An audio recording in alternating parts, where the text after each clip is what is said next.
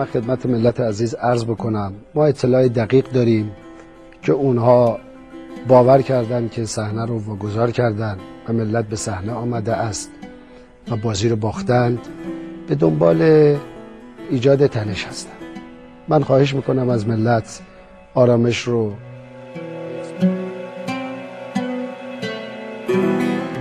در دوره انتخابات وقت من بسیار محدود بود، چند تا استان رو رفتم، استانهایی رو نرفتم. عذر میخوام. انشالله در اولین فرصت من خدمت شما. آرامش رو حفظ بکنید. انشالله این چند روز هم میگذرد.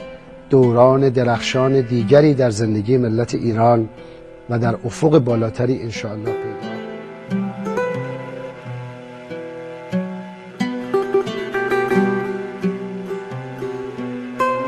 اولیه شمارش آرا رو تا این لحظه به بنده دادم و دیگر خبرنگارها هست. تعداد کل آرا 10,234,431 رای.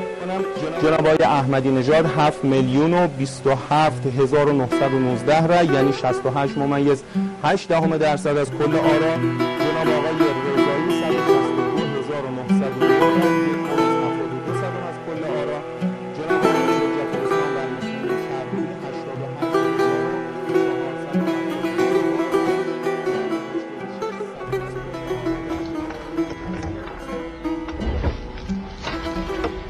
ادیبان خب صندوق‌های سیارم رسید. خسته نباشید سرکار. یه صندوق اینجا، یه صندوق اونجا. 2 صبح میدونم همه خسته هستید، ولی نتیجه آرا باید معلوم بشه. با دقت هرچه تمام‌تر مشغول بشید. متشکرم. چرا انقدر دیر رسید این صندوق؟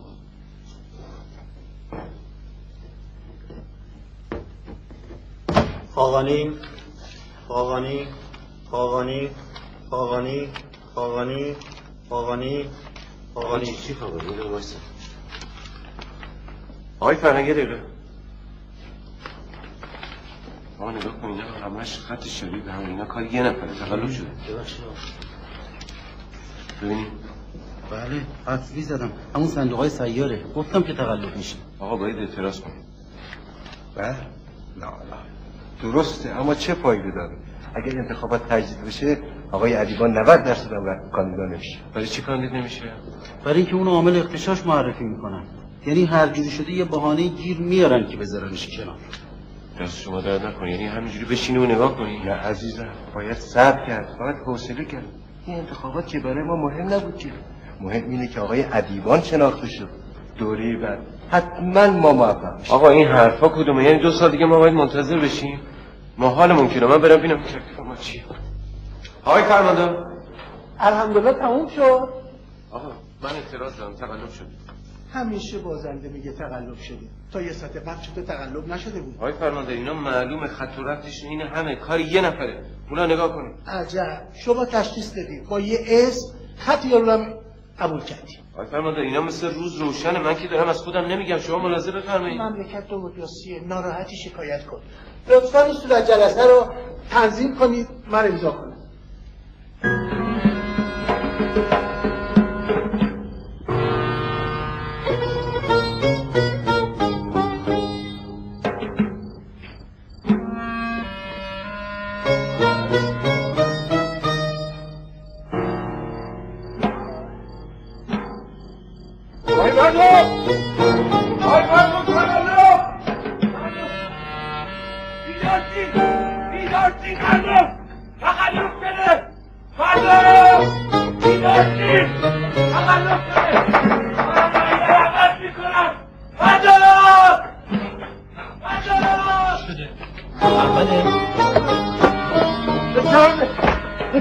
چی شد احمد؟ تقلب کردن، بیشتر افراد تقلب کردن. به جهنم که تقلب کردن، خب معلومه. یا بالا در خونه اول زدم و همه‌شون گفتم، اما همه‌شون خواب بودن.